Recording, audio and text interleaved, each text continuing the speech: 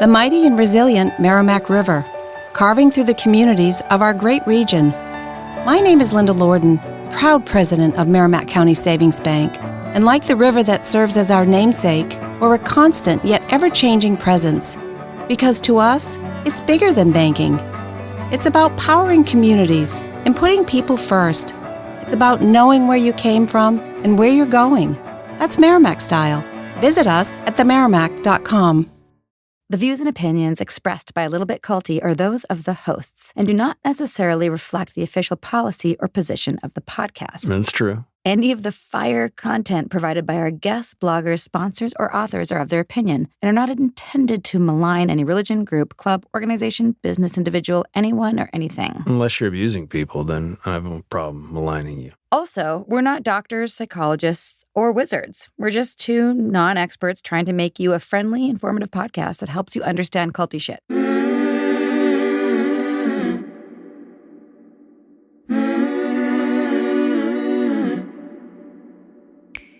Hey everybody, Sarah Edmondson here. And I'm Anthony Ames, a.k.a. Nippy, Sarah's husband, and you're listening to A Little Bit Culty, a.k.a. ALBC, a podcast about what happens when devotion goes to the dark side. We've been there and back again. A little about us. True story, we met and fell in love in a cult. And then we woke up and got the hell out of Dodge. And the whole thing was captured in the HBO docuseries The Vow, now in its second season. I also wrote about our experience in my memoir, Scarred, the true story of how I escaped NXIVM, the cult that bound my life. Look at us, a couple of married podcasters who just happen to have a weekly date night where we interview experts and advocates in things like cult awareness and mind control. Wait. This does not count toward date night, babe. We got to schedule that. That's separate. So those 2 days we got to hang out? We do this podcast thing because we learned a lot on our exit ramp out of NXIVM. Still on that journey, and we want to pay the lessons forward with the help of other cult survivors and whistleblowers. We know all too well that culty things happen. It happens to people every day across every walk of life. So join us each week to tackle these culty dynamics, everywhere from online dating to mega churches and multi-level marketing. This stuff really is everywhere. The cultiverse just keeps on expanding, and so are we.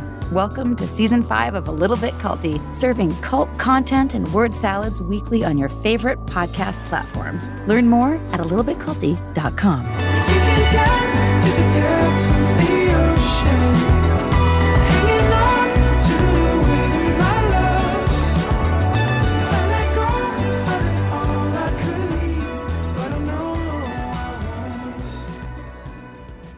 Hey, everybody. Welcome back to the Cultiverse. Breaking news.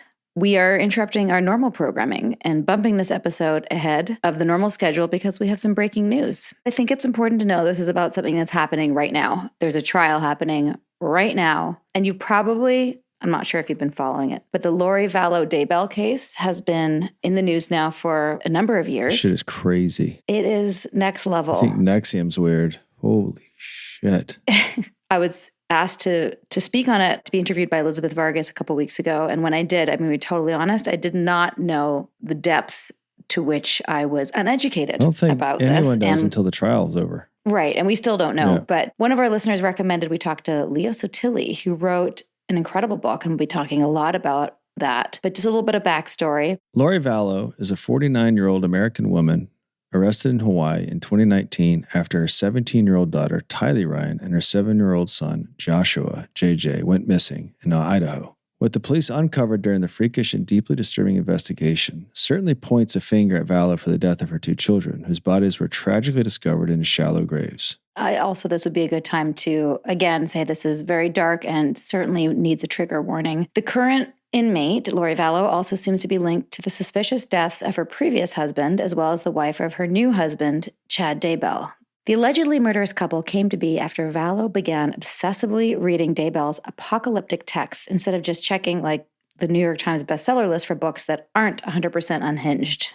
At the time of this recording, Vallow is still on trial in Boise, which makes it all more timely and appropriate to speak with today's guest, freelance journalist and author, Leah Sottile. Sottile's book, When the Moon Turns to Blood, Lori Vallow, Chad Daybell, and the Story of Murder, Faith, and End Times, illuminates the story of the former beauty queen and her gravedigger turned doomsday novelist / extremist husband. Furthermore, the book asks the question, what's the bigger picture around today's doomsday culture? We loved our conversation with Leah, and in case you somehow don't get it to the end, she has agreed to do a live Zoom over on Patreon the week this podcast airs, or perhaps the week after, depending on our mutual schedules. So please join us over there so you can ask her questions directly, because this is very complicated. And if you do want to be on that Zoom, we recommend you read the book first to understand all of the people, all the characters involved in this absurdly challenging case to wrap your head around. Yeah, at the very least, find out the updates in the case. And I think she'll be there and she'll be able to give us kind of the inside scoop, because one of the things that even just reading this in the introduction, it's hard to read, but it's also somewhat emotionally disconnected. And one of the things I don't like about headlines is, I think the emotion's important because it helps people understand it and it helps other people understand nuance. And Leah brings that. So without further ado, Sarah. Leah Sottile.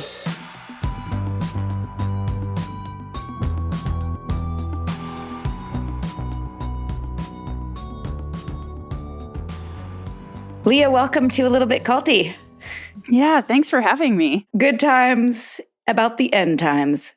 Yes. Wow. There you go. Hold it all together right there.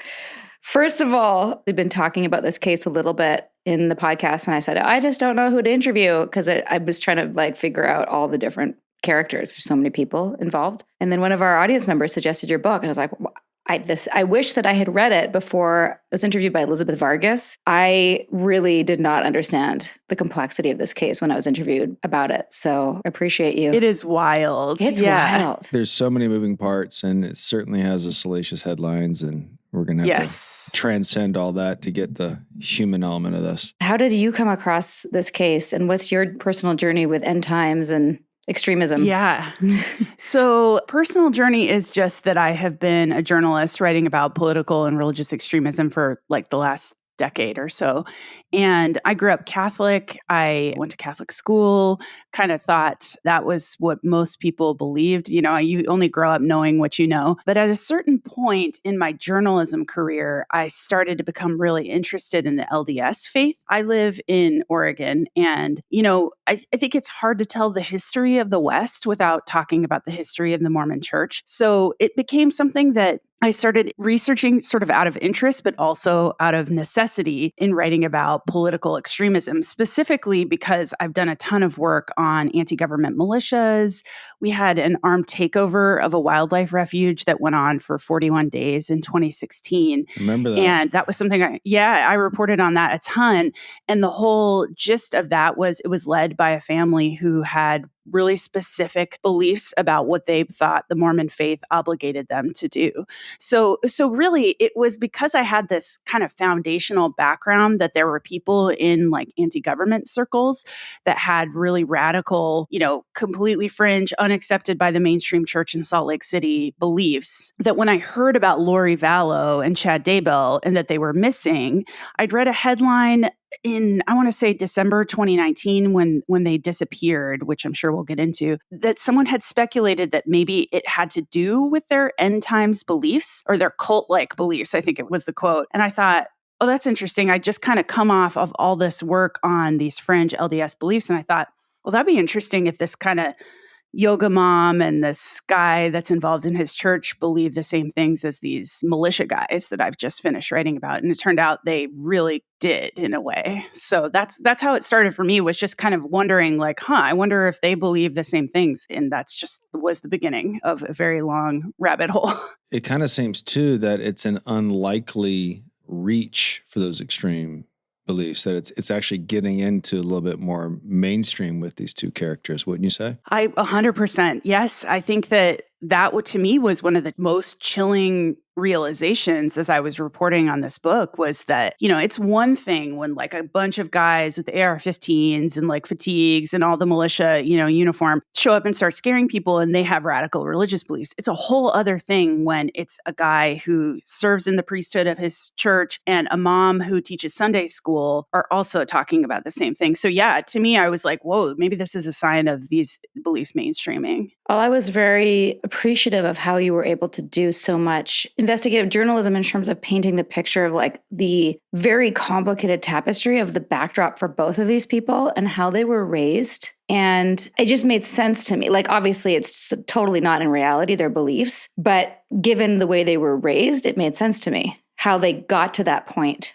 And so for those people who don't know anything about the case, I know it's going to be hard to summarize it, but in the best way you can, and maybe I could ask the question, if you could, give a brief timeline, but also like what were the circumstances in their upbringing that you see led to them being where they are now? Sure. Yeah. So to me, this book is it's like 350 pages. And it was a very long study of me trying to figure out how Chad Daybell and Lori Vallow, two people with wild religious beliefs, could meet. Like, what were the circumstances that would bring two people that had these beliefs together, especially if they were so as fringe as everybody says? So to me, in order to answer that, I had to go back all the way to the beginning of their lives, which is often what I feel like I do on extremism work, is I just go as deeply as I can and tell their story of their upbringing. Were these ideas that they learned or from their parents? Was it passed down to them? Was it intergenerational? So in the case of Lori Vallow, she was raised in Southern California in the San Bernardino area, raised it by all means in a very traditional California American household. She was a cheerleader. She was the kind of young Mormon who went to like a religious school every day before she went to her public high school, raised in a big family. They went to church every week, but they also, kind of were living this more lavish lifestyle. They went to Hawaii a lot. The father ran for city council at a certain point. What I started to realize was that at a certain point, Lori's father, his name is Barry Cox, he started to develop a pretty serious anti-government belief system. So to me, this was the world I was familiar with. Like, okay, here's something interesting that isn't normal, I would say. He decided he didn't want to pay the IRS anymore. And I think that's a really common thing. That's a common point of radicalization for a lot of people, is that they're like, why should I pay the federal government all these taxes? So at a certain point, he developed this idea that he didn't need to pay his taxes, and he started writing about it. So, fast forward all the way forward to when this case started. On the day that Lori Vallow was arrested in March of 2020 in Hawaii, her father published a book about how Americans can fight the IRS. And it's about him bringing this like anti-tax sovereign citizen belief system together with his faith, with what he believes is talked about in the Book of Mormon. So I think that's the short story of Lori Vallow, is that she was raised in a household where her dad stopped paying taxes. That was something that happened when she was in high school. She then went through a variety of marriages that went awry, and I think that's probably the best I can describe her. Chad Daybell, who is her fifth husband, and these are not, just to be clear, they weren't polygamous, like was not married to the other people anymore. Although there was some overlap between Charles and Chad. Absolutely. Yes, definitely overlap in the affair realm, not the polygamy realm, but yes. So Chad Daybell was raised really in the kind of like breadbasket of Mormonism in the Provo, Utah area, which is where Brigham Young University is. He's just your kind of classic Mormon story, knows all of his pioneer ancestors that came west, that settled into Utah.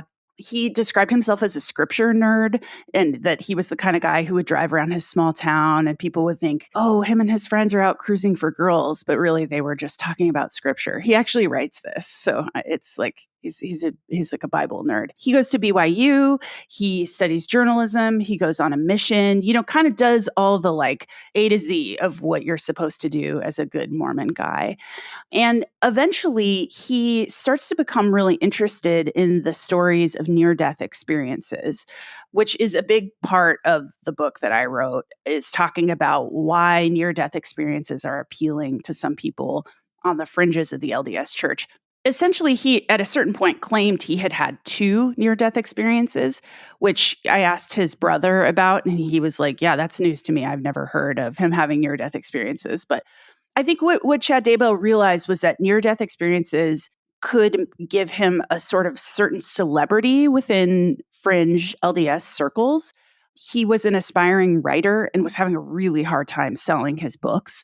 And all of a sudden, when he became a near-death experience celebrity, I would say, and that's, air quotes around the word celebrity because it was a pretty small world, but he could get kind of, some fame for that. So he talked about his near-death experiences, how it gave him a certain access to the spirit world, how he could see beyond the veil and speak to, his ancestors and things like that. And so at a certain point, Chad really kind of goes from this pretty, normal Mormon guy into this world of fringe near-death experiences and coming up with these kind of wacky spiritual ideas. And I say wacky because they are seen by people, I would even say probably at the edges of the Mormon church as really out there. So yeah, he starts kind of traveling around these circuits, selling his books, doing speeches, talking about his ideas. And these are the circumstances with which Lori and Chad eventually meet in 2018 in Utah at one of these conferences. So fringe belief overlaps. Yes, exactly. So, and in this kind of quest to become a public figure in that world, he started doing podcasts. And it sounds to me like Lori Vallow had started hearing some of those podcasts and she was reading his books and things like that. And that she came and, there's sort of a scene I put in the book that he's selling books at a table. And all of a sudden, it's like the crowd parts and this beautiful blonde walks toward him and they just are, starry eyed for each other and fall in love immediately. And he tells her apparently that same day, we were married in a past life, which to me, if somebody said that to me, I would be so creeped out. But to Lori Vallow, she was like, yes, we were. I think like pretty early in this case, they're kind of developed this like real fascination with Lori Vallow. Like people started calling her the Doomsday Mommy and Doomsday Mother, and they were the Doomsday Couple and stuff. And I think I talk a bit about that in the book, that there was this kind of like, people got really obsessed with her and why she is the way she is. Yeah. And well, I do think that was quite well explained in your book. Also, just the element of like her being so devoted to the church, but that's not really a place where women can shine. And then, Chad giving her this, like basically an ego boost of like, no, you're a goddess warrior. I can't imagine many women who wouldn't like to hear that from a man. Like, sure. It sounds great. Nippy, who's a goddess warrior? 10 years Right? in, Sarah, who do you think? Right? Like I get that psychology. I mean, we call it love bombing, right? Like whether it was manipulative or true for him, he certainly, boosted her. The other kind of ironic / it's not like proof, but it just fits into the whole picture of his history as a gravedigger. Yeah. That's often a part of it that I totally forget about.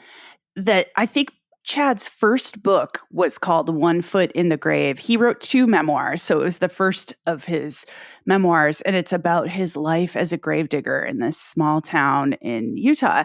And how it's really weird. I mean, it's weird for a lot of reasons, but you read it in, knowing what we know now.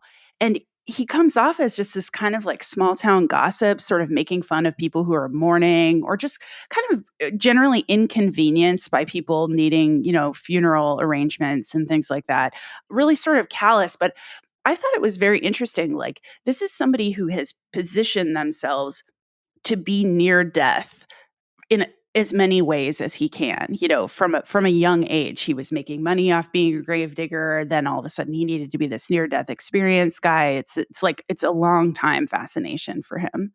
Can you tell us in the audience a little bit about the shared beliefs that they have? Like, where does the LDS belief system end and where does it go into their reality? Like, what's the main crux of that? So I think the best way to answer that is that, and to be honest with you, like I didn't grow up LDS or anything, so this is all just from my own reporting. The LDS Church does allow each individual member to receive revelation in a way, to essentially have like a personal relationship with God, to talk to God, to receive, instructions and messages from God. Where the church is very clear is that when revelation kind of walks out the front door of your house, so you could talk to your family about it, you could talk to your wife and say, God told me that we should do X, Y, or Z. But when that walks out the front door and starts to make itself public and broadcast to other people, that's when things become really problematic. And that's really where Chad and Lori got themselves sideways with the church. Because Chad would say, I basically saw these visions of the world ending. To me, it's sort of this kind of funny chicken or egg thing. Like if you allow people to receive revelation, and that revelation is very scary and, world ending potentially, you might want to tell other people about that. But the church, has been really clear over the years. You can't go start broadcasting these things and claiming that you're a prophet and things like that. But the LDS Church has this really long history of people doing that, of saying, okay, thanks, but no thanks, leadership. Like I received a revelation that was so powerful to me that I need to go start spreading that word. This is why the LDS Church has so many different schismatic breakaway groups that have said, like, no, don't listen to them anymore. I'm the one with the true gospel. I hold that. So, as far as specific beliefs, I think it's important to say that a lot of schismatic groups with the LDS Church are based around polygamy, where they say, the prophet of the church revealing that we don't practice polygamy anymore. Yeah, I don't buy it. I think that that's what Joseph Smith, the prophet and founder of the LDS Church, wanted. So a lot of those schismatic groups are around the ability to practice polygamy. When it comes to Chad and Lori, they didn't specifically believe, I kind of talk about, is what they believed polygamy, because they believed in something they called multiple probations, which is that essentially, Chad and Lori were married in a past life. And so when they met each other, they were like, oh, we're still married. But simultaneously, Lori was married to a man named Charles Vallow, and Chad was married to a woman named Tammy Daybell. To me, isn't that kind of polygamy if you're, believing you're married to more than one? It's like they had this kind of strange, sci-fi timeline that they were living on, making this whole polygamy thing even weirder. To justify it, yeah.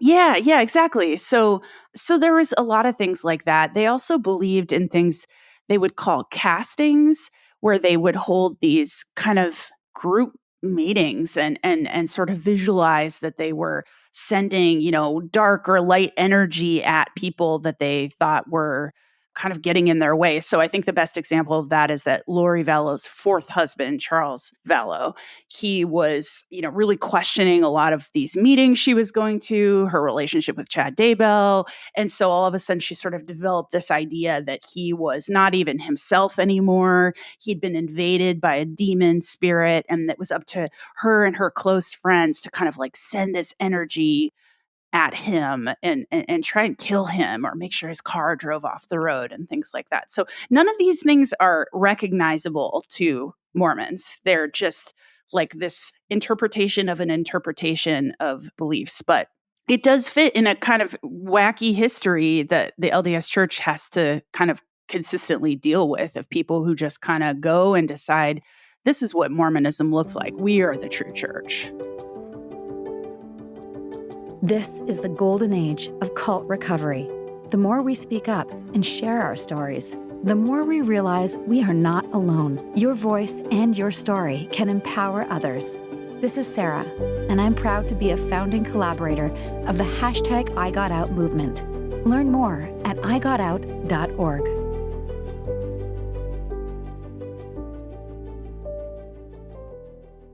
This episode is sponsored by BetterHelp.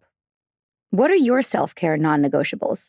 Maybe you never skip leg day or never miss yoga. Maybe it's getting 8 hours of sleep. I mean, that's my personal and everyone's dream, isn't it? Well, I definitely have some non-negotiables. Like, I'm in Vancouver right now, and I'm spending literally as much time as I can outside in nature.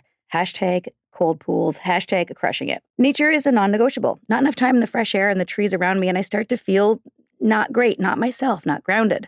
Therapy day is a bit like my nature walks. I try to not miss it, and I know I'm just going to feel so much better all around if I make it a priority. I get so much out of it. It helps me put my worries and anxieties in their rightful place and helps me clear my mind so I can focus on what I really need and sometimes what I don't need. Like, I don't need to be overbooking myself just because I hate to say no to people. You know what I mean? Thanks, therapy. Thanks for helping me see that. And if you're thinking of starting therapy, give BetterHelp a try. It's entirely online, designed to be convenient, flexible, and suited to your schedule. Just fill out a brief questionnaire and get matched with a licensed therapist and switch therapists anytime for no additional charge. Look, even when we know what makes us happy, it's hard to make time for it. But when you feel like you have no time for yourself, non-negotiables like therapy are more important than ever. Never skip therapy day with BetterHelp. Visit betterhelp.com/culty today to get 10% off your first month. That's BetterHelp, HELP.com/culty. Meals bring people together, but for many families, providing their next meal can be a challenge. You can help by participating in Macy's annual Feeding the Hungry food drive. All proceeds go toward local food banks and families. Now through January 31st, you can purchase an icon in-store or online, or watch out for the blue Feeding the Hungry shelf tags, where a portion of your purchase will be donated to local pantries. Together, we can combat hunger in our local communities at Macy's.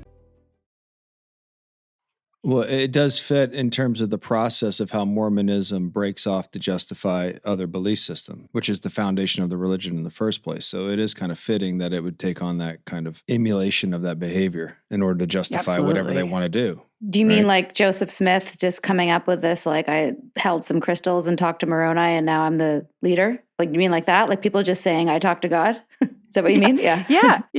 You know, and I think it's been very interesting to me as somebody who, reports on religion. I think it's the history of the LDS Church is so new.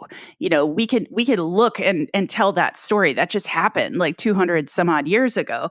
So you start to make you wonder which of these, are all religions like this, where it's just like a guy with some crystals and a hat and, some fabled golden tablets that only he can see. Maybe, I don't know. They kind of are. It kind of conveniently works out and everything works in their favor and they have the power, and it's never a vision that's positive. That doesn't, it's never a vision that comes back where they don't seem to have more control after the vision.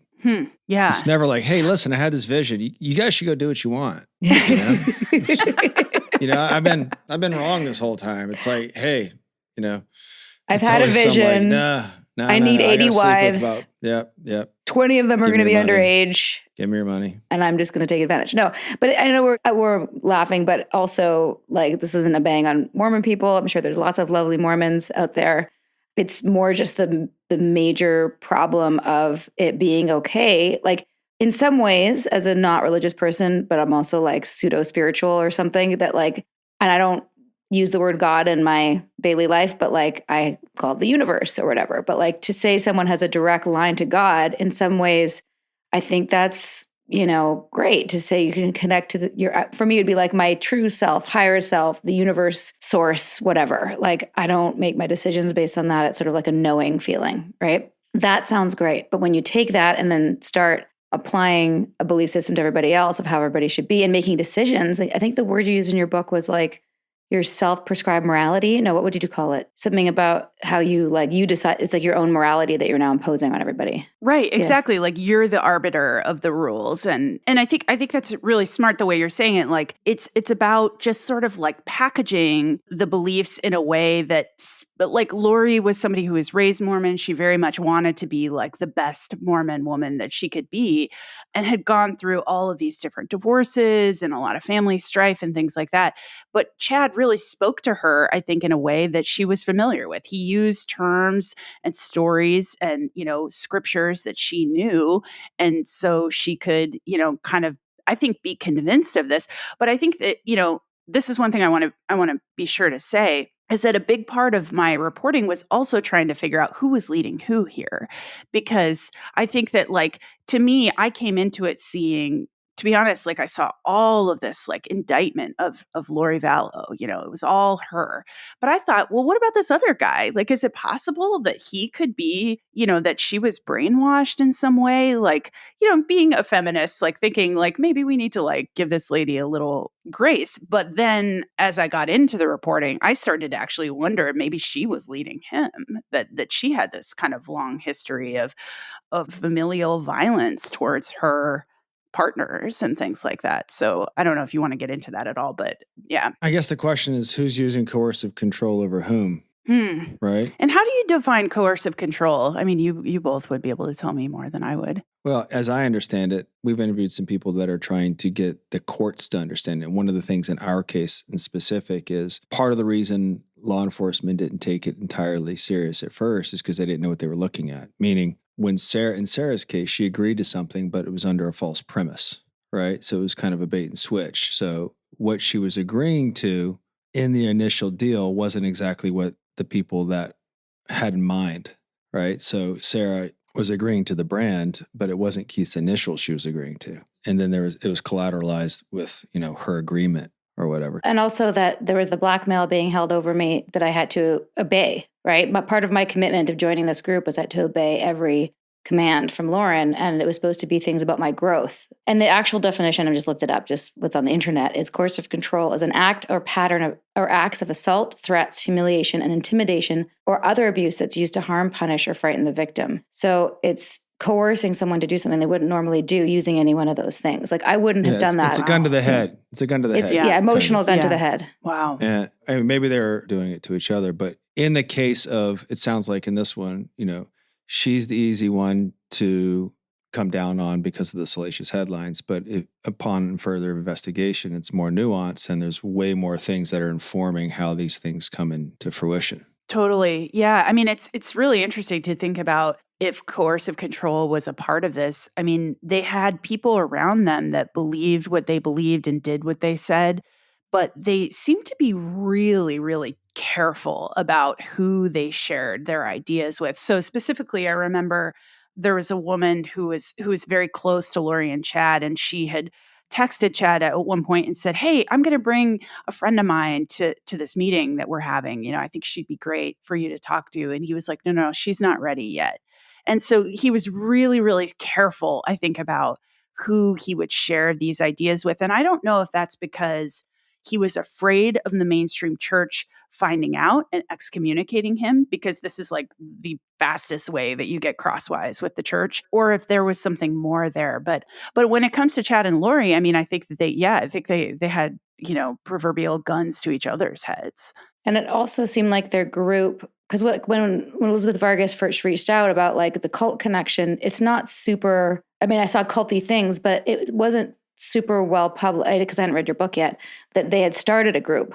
But that's different than preparing a people and the internet, a vow, a voice of warning. Those are two. So those are. Can you just explain all sort of those two groups and how that kind of was a pipeline to their group? Totally. Yeah. So first, preparing a people was a circuit of conferences that kind of takes place in the Intermountain West. So Idaho, Utah, Arizona, these areas of the country that are very heavily LDS. And for people who don't know, there is this kind of thing within Mormonism called preparedness doctrine, where people, have prepper stores. So they, stock up on water and medical supplies and, things like that, as a way of being prepared for any eventual issues like an earthquake or, just natural disasters. It's like a very normal thing within normal Mormonism. However, people take things to the extremes. So, with preparing a people, it was catered towards Mormons who were really prepping up, believing that the end of the world was coming. I think it's important, the name of the church is the Church of Jesus Christ of Latter-day Saints. And that Latter-day bit is super key here, because it's about the part of the book of Revelation where it's prophesied that, the world is going to end, Jesus will return, and there'll be all kinds of mayhem and things like that. And so preparing a people was for the people who were like hardcore about that specific bit. And so it was about, kind of looking for signs that the end was coming and what to do, and these kind of fringe ideas that Lori and Chad were talking about. Sort of adjacent to that is this website called Another Voice of Warning, of which I was a member for a very long time, trying to understand this ideology from the inside out. But it's a website for people who are in the Mormon church who are talking about things that the mainstream Mormon church would not be cool with, like multiple probations, like near-death experiences, like, hardcore prepping up for the end times. And Chad really kind of found his audience on the Another Voice of Warning site. A lot of those same people, like preparing a people, would get on there and give like discount codes and stuff for their conferences to the Another Voice of Warning crowd. So that was kind of their market that they were looking for, were these sorts of people. Oh my goodness. There's plenty out there. Are you still a member of Vow? I am not. No, at a certain point I was like, I cannot pay for this anymore. But you know where to go. In case I do. In case I they're do. right? Yeah, I mean, I was actually really surprised when I was reporting the book. I was like, "Oh, that's interesting." Like they want to divorce themselves from Chad Daybell, but all of his posts are still here. So I was able to just kind of like look back at everything he had ever written on there and saw how he was kind of like picking around for other near-death experience stories and things like that. I love how you called him an LDS Nostradamus. And also you called him white bread without crusts. These are the three quotes I wrote down. And that you said that the covers of his book were the Panera of book covers. Yeah, I mean, you're picking up on all the shade I was trying to put out there. Your shade was stuff. so perfect. I mean, I without having like done the deep dive that you did, I really got the gist. Well, you're hitting on something I think is really interesting about Chad and Lori. I think that sparks some of the fascination as you look at her and like, you know, objectively before this happened, she was a bombshell. Like she was a, you know, beautiful woman and, you know, had this kind of like really wealthy lifestyle and things like that. And you're like, that guy, like Chad Daybell wears these kind of clothes that look too big for him, that when he talks, he's really unsure of himself. He carries himself like a really insecure person. And so it was kind of interesting to me to kind of go through that thought process of like, why him? Like what's so appealing about that guy? I think it is what you said. It's what he gave to her. And also like just based on your reporting and from what it looks like, she did seem to be like the kind of woman who knew how to manipulate men and also law enforcement and people around her to get what she wanted. And the word grifter comes to mind. How much do you think like the current political climate, the current kind of distrust in media, government, et cetera, plays into this and makes them maybe a little bit more susceptible to these belief systems, or maybe they prey on people that are having certain doubts about the political climate and the division that's going on in our world right now, and that makes them a little bit more, it accelerates it a little bit. So I'm really glad you asked that, because I think that for me, you know, this was an extension of the work that I've done on extremism. And I was very much seeing this case as an extension of this kind of political divide that we feel like we're all living in right now.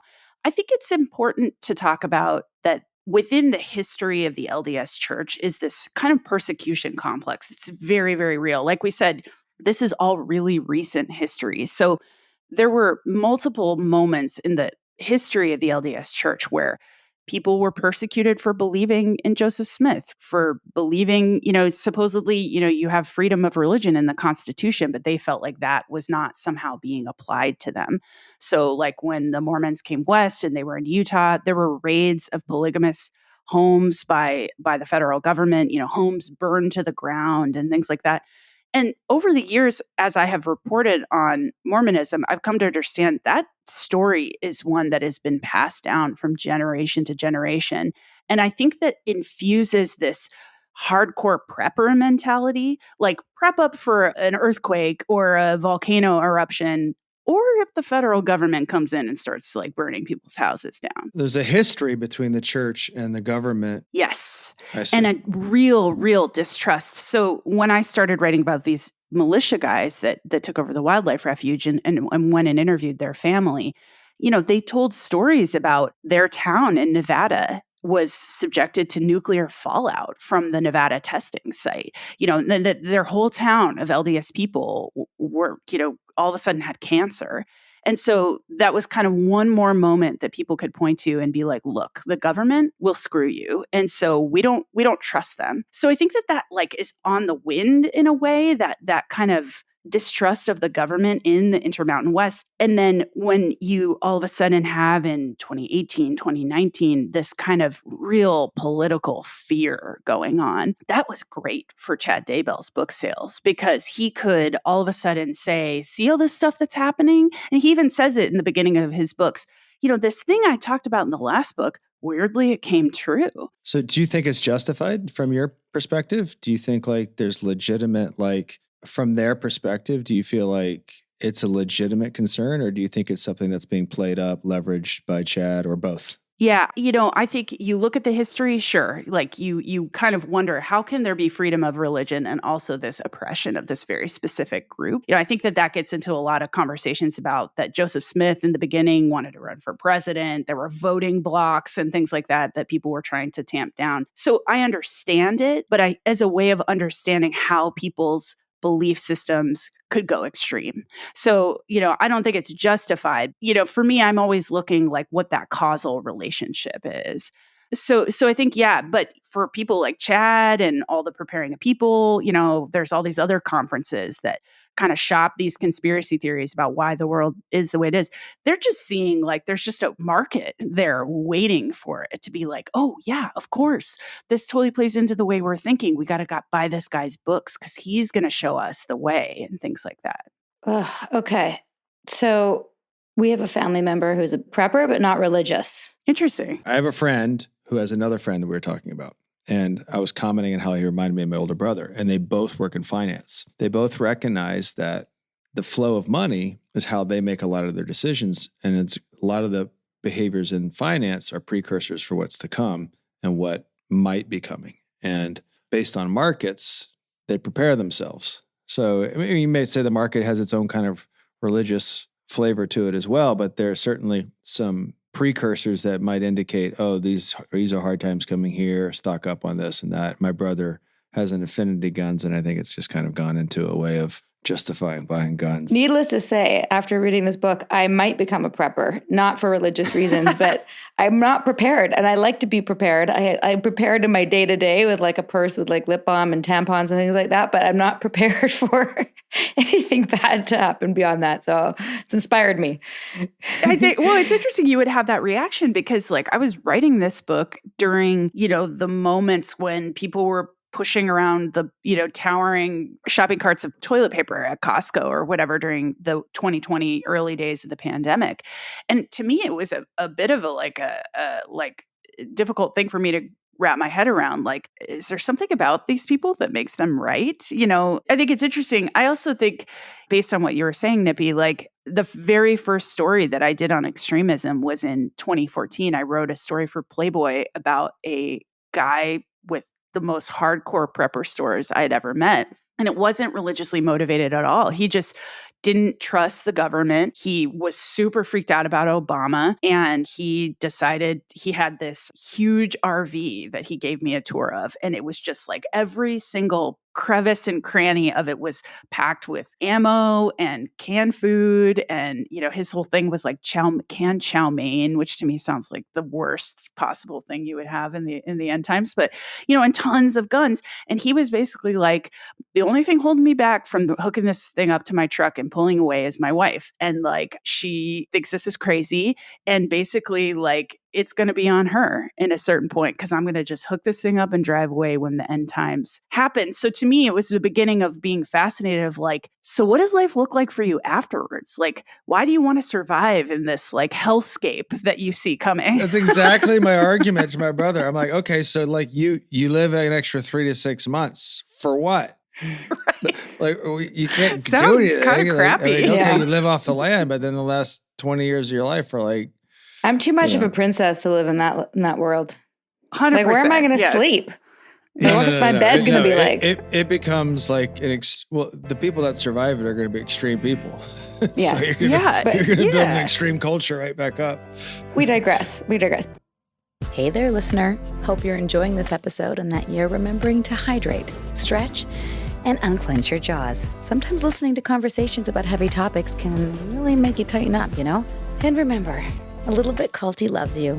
Also, come hang out with us on Patreon after you finish this episode. It's fun over there. Fun is good.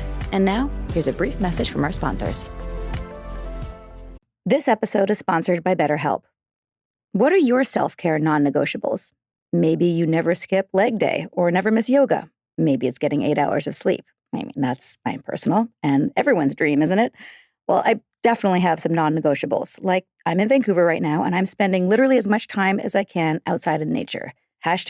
#cold pools, #crushing it. Nature is a non-negotiable. Not enough time in the fresh air and the trees around me, and I start to feel not great, not myself, not grounded. Therapy day is a bit like my nature walks. I try to not miss it, And I know I'm just going to feel so much better all around if I make it a priority. I get so much out of it. It helps me put my worries and anxieties in their rightful place and helps me clear my mind so I can focus on what I really need and sometimes what I don't need. Like, I don't need to be overbooking myself just because I hate to say no to people. You know what I mean? Thanks, therapy. Thanks for helping me see that. And if you're thinking of starting therapy, give BetterHelp a try. It's entirely online, designed to be convenient, flexible, and suited to your schedule. Just fill out a brief questionnaire and get matched with a licensed therapist and switch therapists anytime for no additional charge. Look, even when we know what makes us happy, it's hard to make time for it. But when you feel like you have no time for yourself, non-negotiables like therapy are more important than ever. Never skip therapy day with BetterHelp. Visit betterhelp.com/culty today to get 10% off your first month. That's BetterHelp, HELP.com/culty. Meals bring people together, but for many families, providing their next meal can be a challenge. You can help by participating in Macy's annual Feeding the Hungry food drive. All proceeds go toward local food banks and families. Now through January 31st, you can purchase an icon in-store or online, or watch out for the blue Feeding the Hungry shelf tags, where a portion of your purchase will be donated to local pantries. Together, we can combat hunger in our local communities at Macy's. Back to the case. So you spent 2 weeks attending Vallow's trial. What was that like? Oh, wow. Yeah, it was wild. So I think it's like day 21 today of the trial. I was there for the first week, which was jury selection, which was fascinating in its own right because, you were hearing, they had to go through, I think, 150 people to find the jury that they have because there's just been so much media saturation of this case, specifically in Idaho. They had to move the case from eastern Idaho 4 hours west to Boise, to the biggest city in Idaho. And even then, it was really hard to find people who didn't know about it. So that was interesting. They really were trying to get anybody off the jury with religious beliefs or who are parents. They didn't, the defense team definitely didn't want a lot of people who had little kids on the jury. And then the very first week of the prosecution presenting its arguments was fascinating. And to me, it was my goal to sit in the courtroom with Lori Vallow. And so I was sitting like 15 feet from her and trying to kind of like look at this person and wonder if she really is guilty of everything that she's accused of. Like, yeah, I still can't see it. Like, you look at her and she looks like the most normal person in the world. And for our audience who doesn't know, what is she accused of? Yeah, so she is accused of first-degree murder of her 2 children, 7-year-old JJ Vallow and her daughter, 16-year-old Tylee Ryan. Both of them were found dead in Chad Daybell's backyard about 6 months after she was arrested in Hawaii. She's also accused of conspiracy to murder of both of the children, but also conspiracy to murder Chad Daybell's wife, Tammy, of 29 years, who dropped dead very suddenly in October of 2019. So, the timeline of this story is a couple of years long, but really it's July 2019 to October of that year when Lori Vallow's 4th husband, Charles Vallow, is suddenly shot to death by her brother, Alex. Then she all of a sudden picks up and moves to Idaho, where she starts, basically having an affair with Chad Daybell under the nose of his wife. Her daughter disappears. Her son disappears. Tammy Daybell, Chad's wife, all of a sudden drops dead at age 49, a extremely healthy woman. And then they get married. 2 weeks later. 2 weeks later, Yes, after 2 Tammy weeks. dies. Yep. Yeah, 2 weeks later. Yet just yesterday, there was a bunch of testimony around that people involved in the LDS church in the town that they lived in Idaho sort of saying, we knew Tammy, she was wonderful. And then all of a sudden, they had a funeral for her just a few days after she died, and Chad was getting married 2 weeks later. And we all were just kind of confused about what to do with that. So they're kind of stupid. In what way? Well, like it seems like it's overt. Well, the other charges that Lori is facing, I should talk about, are grand theft, that she was cashing in the insurance policies of her children. So there's kind of a complicated story around that. But essentially, what the prosecution is arguing right now is that they were living off of the insurance policies of Charles Vallow, of Tammy Daybell, of an insurance policy that JJ Vallow got when his father, Charles, died, and an insurance policy that Tylee Ryan got when her father, Lori Vallow's 3rd husband, also died.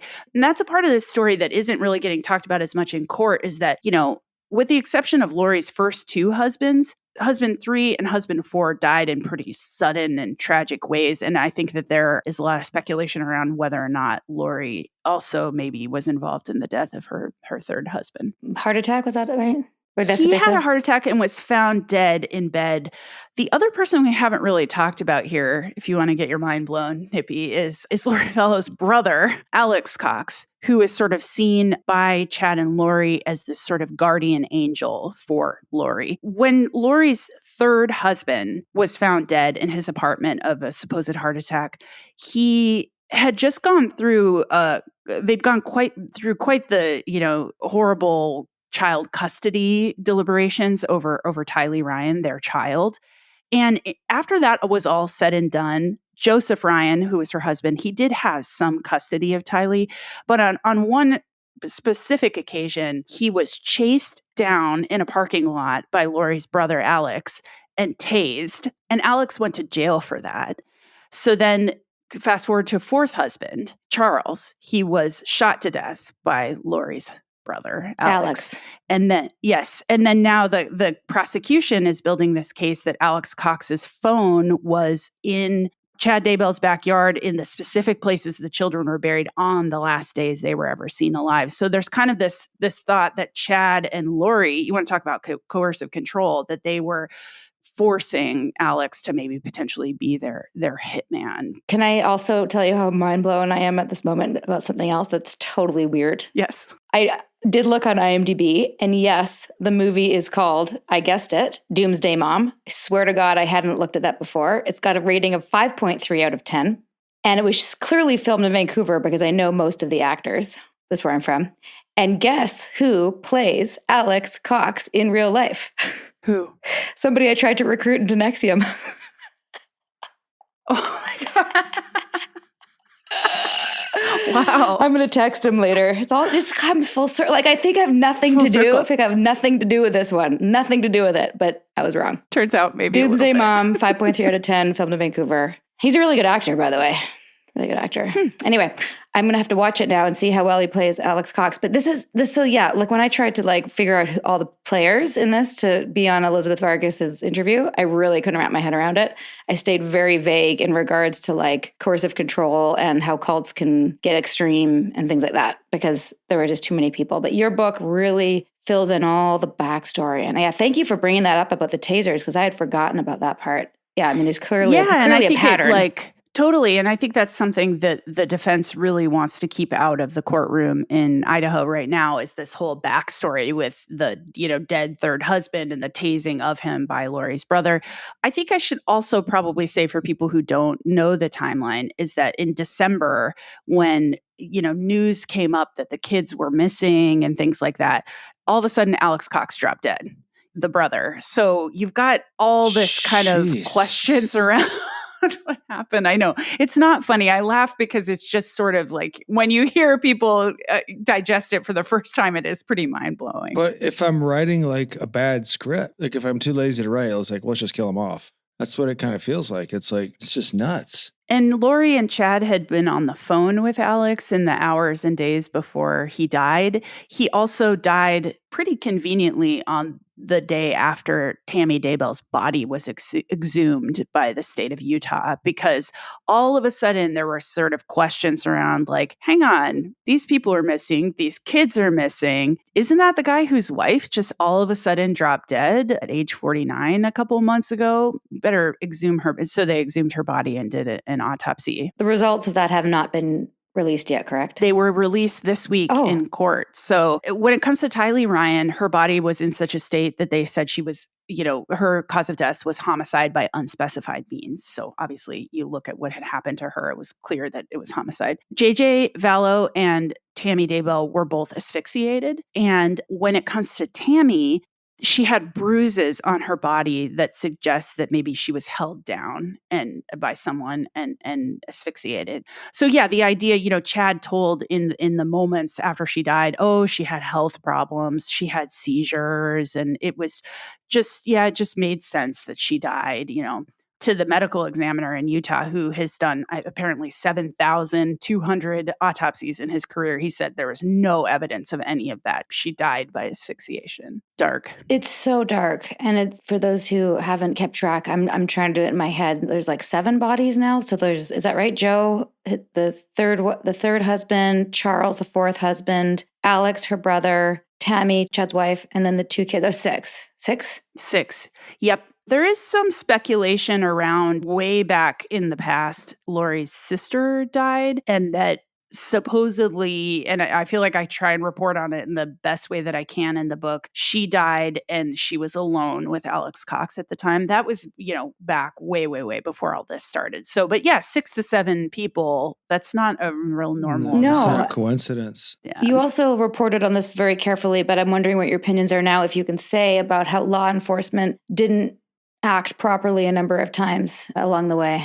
Well, sort of talking about what you all were saying with NXIVM, that like law enforcement didn't quite know what they were looking at. I think that was definitely the case here. The sort of irony of it is that I feel like I have to bring up one other part of this that we didn't talk about. Sure, yeah. So Lori's niece was somebody that she recruited into this kind of group of casting, energies on people. And at a certain point, right around when Tammy Daybell died, there was a drive-by shooting that was committed on her husband, the niece's husband. And the commonly held belief now is that Alex Cox drove Tylee Ryan's car down to Arizona and tried to shoot and kill this niece's husband. He had $1 million life insurance policy at the time. Obviously, the shooting didn't work out. He's alive and he testified in the case. So on the question of law enforcement, I think it's very interesting because I saw that when Charles Vallow was trying to get the police's attention, like my wife has lost her mind. She thinks she's a god. She thinks she's going to, she has this wild LDS belief system that doesn't line up with what the mainstream church says. The cops really looked at him like he was the crazy one. And then later, the same police officer responded to the drive-by shooting that I just told you about. That police officer is LDS. And I thought, well, that's really interesting because you have people even that are police officers who are LDS not recognizing that this is maybe something they need to be aware of that's happening in this area of Arizona where they lived. So yeah, I think that also Lori was really believable. You look at interviews that she did with detectives and you just see them take her side so quickly and say, oh yeah, your husband that's been calling the police about you, what a jerk, and she really, really had everybody wrapped around her fingers. So from your perspective, what kind of psychology are you looking at in the players involved? I think that's difficult to say. So since this has gone on, she was arrested, I guess, over 3 years ago. She has gone in and out of competency, as they say. So her ability to aid her in her defense has been hindered for years because she keeps going into mental hospitals in Idaho to be, restored to competency. So details of her mental health have not come out. I have heard kind of secondhand that there are mental health issues in her family that I think could be, hereditary. But yeah, beyond that, that's kind of all that I know. I don't really know. Question, you did bring this up in your book. Why are you not okay with simply saying she's a sociopath? Just because I'm not a psychologist and I couldn't get anybody to say that directly. So I just didn't feel comfortable, speculating. I mean, sure. And to be honest with you, like I've written about some really dark stuff in my 20 years of being a journalist.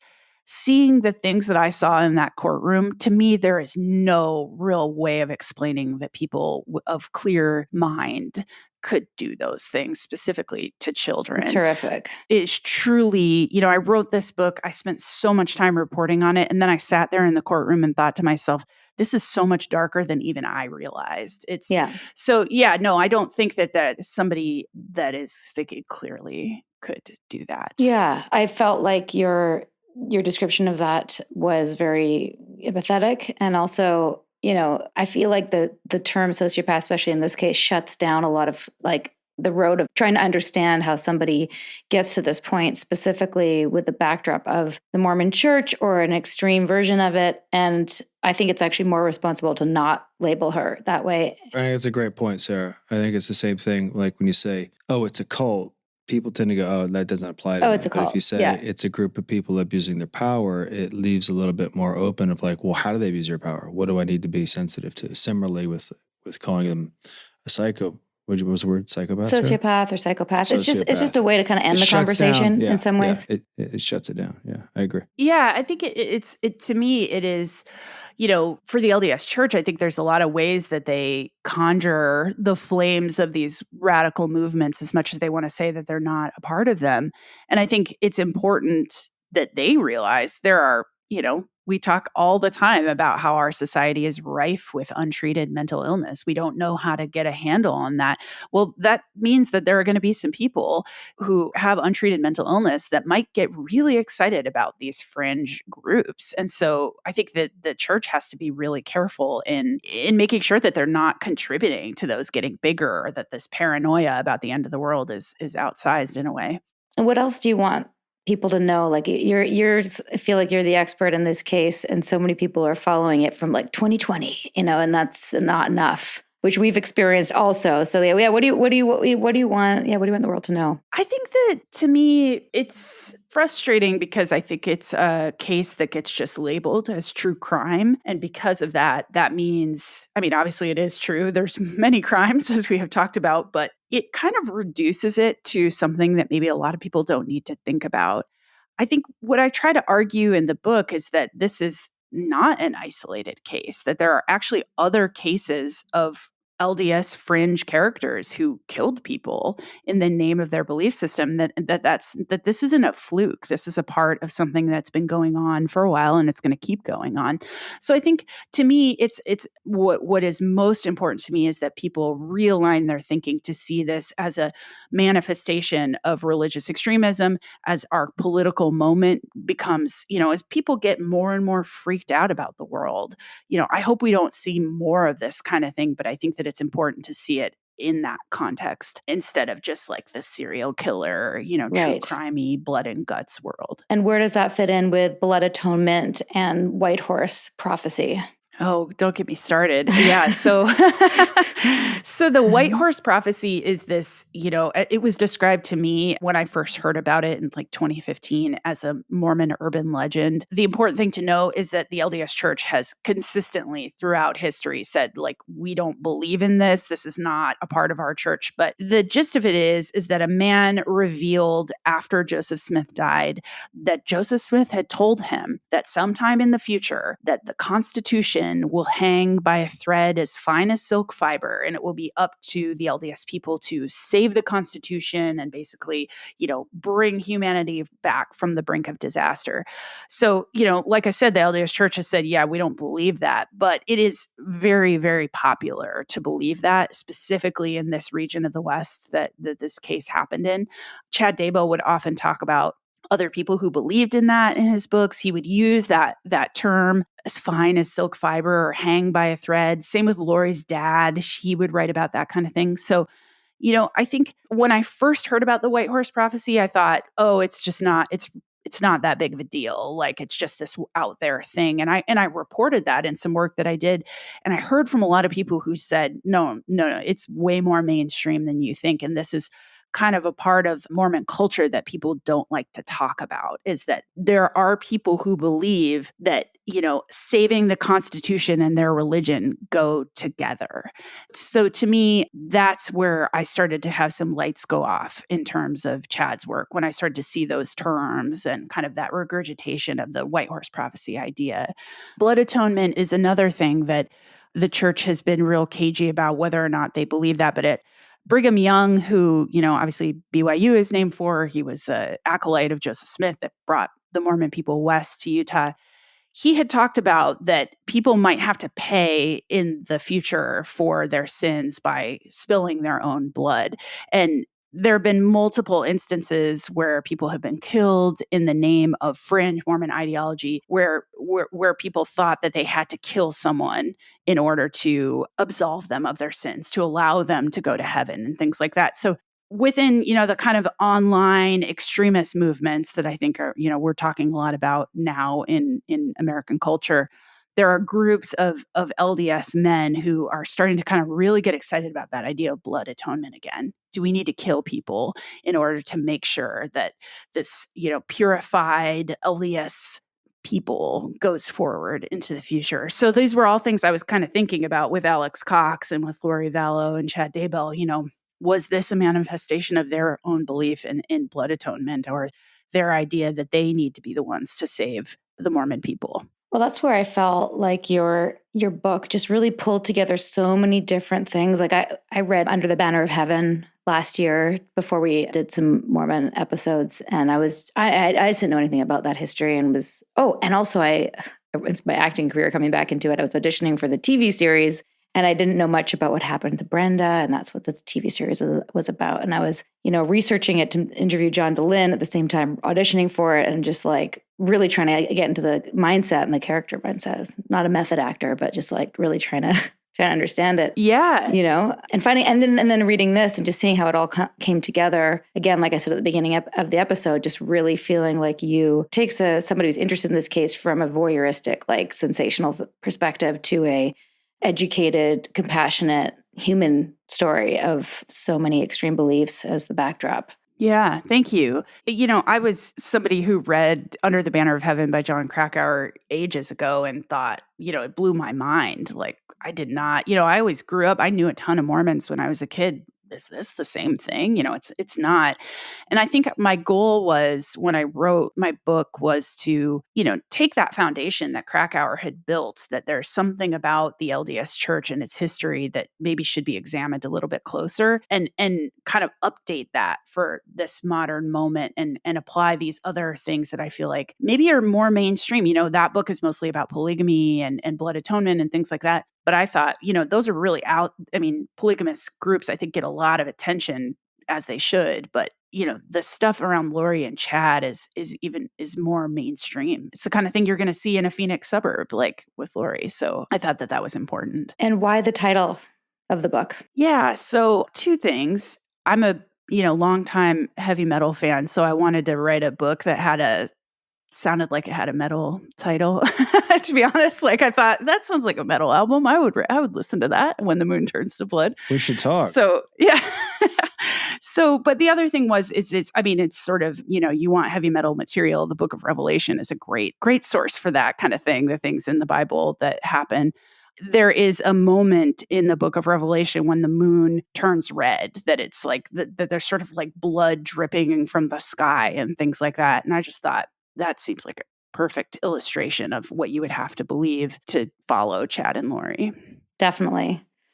Obviously, we're going to encourage people to read the book. And where else can they find you? Are you most active on a particular platform? I'm still doing a lot of tweeting, apparently. So I do tweet quite a bit, but I also have a newsletter, a Substack newsletter people can subscribe to. And I've been doing a lot of trial updates. So things that come out of the trial that maybe need a little bit more of a deep dive than what's, the reporters who are there every day can do. So I've talked a little bit about the conferences, preparing a people and things like that. And some of these ideas that are being discussed in the trial that you might not understand what they're talking about. So yeah, Twitter and Substack, I would say, are the best places. Okay, great. I look forward to catching up with you in a couple of weeks and hearing the latest breaking news on this crazy case. And thanks for your incredible reporting and for coming on. Yeah, thank you so much for having me. I appreciate it. Such a treat. Thank you, Leah. This podcast is brought to you by Citizens of Sound, a podcast production agency committed to developing and launching shows with gravity and depth. From conception to launch, Citizens will partner with you every step of the way, whether you're an actor, business owner, doctor, fitness coach, hairstylist, or influencer. Connection is the future of communication. Jump on board with Citizens of Sound today and start your show. Go to citizensofsound.com and follow them on Instagram. And trust me, it'll be a really good decision for you. I love our interviews with journalists, Sarah. It is nice to take a break from talking to survivors and just to learn the complexities of a case like this. I feel very grateful that she did the homework For and sure. we didn't have to. And they bring new language to it, to stuff that doesn't have language. I think collectively, one of the things I love about what we're doing is we're bringing language to things that at first blush, people don't know what they're looking at. And the more you talk about it, the more people will recognize the symptoms. So when someone does go to the police and complains about these behaviors, the police don't side with the perpetrator. They actually can understand and recognize what the victims are saying to at least kick the tires a little bit more and not just take the story at first. Exactly. Dismissal. And even though I didn't really know what I was talking about when Elizabeth Vargas interviewed me in a van down by the river in front of our house Still did a good couple weeks job ago, yeah. I still stand by what I said. Yep. And one of the key points was that when people don't know what these things look like, it can end in tragedy. And this is a case that proves that, just in the same vein as Jonestown, Waco, Heaven's Gate, and this is the exact same playbook. So I hope that this is an opportunity for law enforcement and people in positions of authority to know what it looks like, and so they will not let it get to this extreme case. Thank you, Leah, for your work. Thank you, Leah. Oh, one more thing. Y'all, if you are in Portland, near Portland, or willing to travel to Portland, please come see me do my first TEDx talk. It'll be May 20th at the Keller Auditorium. I have 100 books to sign and give away. I'd love to meet you, high five you, and just have you in the audience for support. Please do come and come say hi. I hope you can be there. See you on Zoom on Patreon. Bye, everybody. Sinking down to the depths of the ocean. I'm hanging on to the weight of my love. If I let go of it all, I could leave, but I know I won't. Hope you like this episode. Let's keep the conversation going and come hang out with us on Patreon, where we keep the tape rolling each week with special episodes just for Patreon subscribers and where we get deep into the weeds of unpacking every episode of The Vow. And if you're looking for our show notes or some sweet, sweet swag or official ALBC podcast merch or a list of our most recommended cult recovery resources, visit our website at alittlebitculty.com. And for more background on what brought us here, check out Sarah's page-turning memoir. It's called Scarred, the true story of how I escaped NXIVM, the cult that bound my life. It's available on Amazon, Audible, narrated by my wife, and at most bookstores. A Little Bit Culty is a Talkhouse podcast and a Trace 120 production. We're executive produced by Sarah Edmondson and Anthony Nippy Ames, with writing, research, and additional production support by senior producer Jess Tardy. We're edited, mixed, and mastered by our rocking producer Will Rutherford of Citizens of Sound, and our amazing theme song, Cultivated, is by John Bryant and co-written by Nigel Asselin. Thank you for listening.